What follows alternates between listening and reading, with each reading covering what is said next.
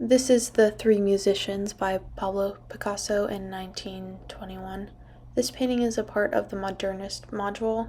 To note the physical attributes of this piece, the work is created from oil on canvas. The pigments are sharply painted onto the canvas. It is quite a large painting, spanning 200.7 by 222.9 centimeters, or over 6 by 6 feet tall. An average 5'7" person would feel quite small standing next to this work and would probably fit into it several times over. The form of this work is flat and speaks to childhood arts and crafts. There are what seems to be three figures filling up the picture plane, having little to no detail and straying far from reality. The colors are mostly muted, and shadows are only shown to define necessary elements as seen in the beard of the rightmost figure. The lines are very sharp and straight, as seen in the arm of the rightmost figure. The texture is smooth, with a slight wood-like texture visible in the color-blocked background. The composition consists of an emphasis on the first figure and leads your eyes down to the right to see the rightmost musician. I do find the contrast of this painting to be unusual, as the figures fade into the background. The subject matter of this work is three musicians playing their instruments. This is visible by the expressively executed instruments that are being held, and the music notes give off the idea of a song being played. This work was created in a synthetic cubist style, a style that is built out of simple shapes and saturated hues. It is a painting of Guillaume Apollinaire on the left, the poet Max Jacob on the right, and Picasso himself in the center.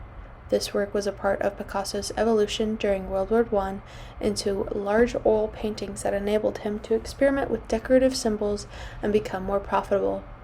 Picasso was inspired by the paper-like shapes and cutout qualities that come with Cubism. It was also created shortly after Apollinaire's death and Jacob's joining the monastery, so it is believed that this may have been a nostalgic piece, including fond memories of his friends. Comparing it to the Les Demoiselles d'Avignon, which is also by Picasso, you start to see a clear relationship and development of the artist's style.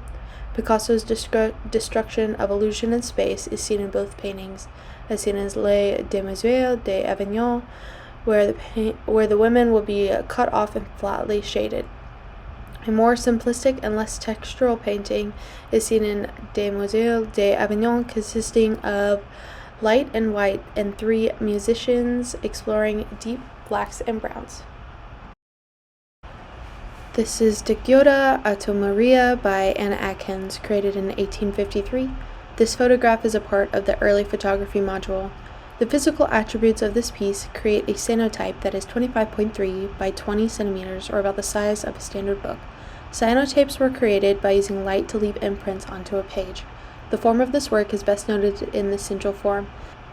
It has a soft, crackly texture and reaches itself outwards towards the frame of the photo. The color is calm and cold, consisting only of a muted medium blue and warm white. The line is handled organically and only present to depict hints of texture. The contrast of the flat blue with the warm white allows the central form to maintain its spotlight. The subject matter of this work is a cyanotype of a piece of dried British algae. This is visible by the algae impression and the genotype written at the bottom. This photograph was created for the book of photographs of British algae cyanotype impressions, which was published in 1843 by Atkins herself.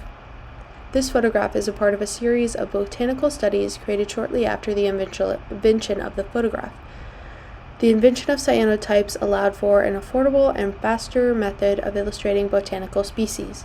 Although Atkins' studies provided scientific value, in the Victorian era women were not considered professional scientists, and instead her photographs were thought of as art. Even with these societal constraints, Atkins was still the first ever to publish a book containing only photographs.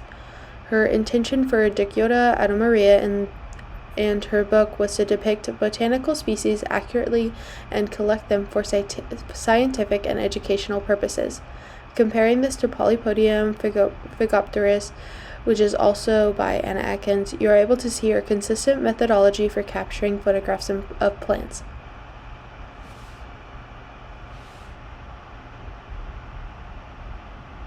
She uses the same cyanotype method with similar composition and the same colors and placement of the tile. The only significant variation of this photograph is the species being captured. The combination of these two works together demonstrate how photographs proved a more consistent and quick way to capture useful data. This is the Mango Trees, created in 1887 by Martinique. This painting is a part of the Post-Impressionism module. It is an oil painting on canvas and 86 by 1116 centimeters. The form of this work is best described as flat. The unrealistic painting texture and colors defy the laws of reality, and depth is most visible in the shrinkage of figures and vegetation. Color is light and vibrant with warm undertones. The ocean in the background is simplified to a couple of dark hues, pulling viewers' eyes to it. The subjects being depicted are a grove of trees with women harvesting fruit from them. This is visible by the four figures with baskets and in actions towards the picking of fruits. This is a painting of women of African descent in the Caribbean islands. The central woman fascinates visitors by balancing the basket on her head. These workers were often referred to as porteuses, or people who carried merchandise to markets. This painting emulates post-impressionistic painting in the technique that it uses. The colors are bright, and brushstrokes mimic pointillism, which was popular during this era. This painting reminds me of A Sunday on la Grande Jetée by Jorge Seurat. They both hold similar hues and values with bright colors and impressive texture. However, I find that the brushstrokes differ, where Seurat is much more pointillist and he is very tight with his strokes, and Martinique is more expressive and rectangular. This is the work Self-Portrait Nude with Amber Necklace, created in 1906 by Paula Modersohn Becker. It is oil paint on cardboard and 62.2 by 48.2 centimeters in size. The form of the work is flat, with a clear distinction of the front figure contrasting with the background. The colors are soft and elegant, with bright hues of pink, blue, and green. The texture is pasty and rich, as if the paints were layered on thickly. The shading technique does not include the use of black, rather the consistent increase in saturation for darker, brighter colors. As the title suggests, the subject is actually a self-portrait of the artist. She is displayed nude and surrounded by vegetation, holding up pink flowers across her body, a necklace on her chest. She looks intently into the viewers with a smile. The painting is a momentous act in the realm of modernist painting. Female nudity has always been depicted through a male lens. It was new to see a woman depicting her own body, free of sexual and objectifying undertones. Her work clearly identifies with expressionistic painting, as it is a personal depiction of her own body in a way that tells a story of the artist's emotion during its creation. It is quite honestly beautiful, and the use of color, imagery, and technique is quite mesmerizing. The work Seated Male Nude by Egon Schiele also uses nudity to reflect personal emotion. The clear disformation of the male figure displays much more contorted undertones and dark themes than Self-Portrait with Amber Necklace. This is the work number 210/number 211, or Orange, by Marthe Rocco. This is a large oil painting on canvas that is 175 by 160 centimeters in size, created in 1960. I may not be supposed to comment on this painting, however, something about it I just love so much. The warm glowing orange haze seems to envelope everything on the canvas. It reflects that of a window with sunlight pouring through. I don't even like orange, or art as abstracted as this, but something about it is so dense with emotion. I am mesmerized by the contrast of the bright orange and the muted purpley brown. The brown only acts as a platform for the orange to succeed and be seen as even more vibrant. You can tell that Rothko cared about the piece and has a wonderful understanding of color, as I am sure he layered hues of bright yellow to intensify its boldness. While it is painted flatly, the colors create the illusion of space. It holds ties to the abstract expressionism because of the idea that pure colors and pure forms can come together and be finished and full. The idea that not only such a simple piece could be praised, but that it also could emit so much human emotion.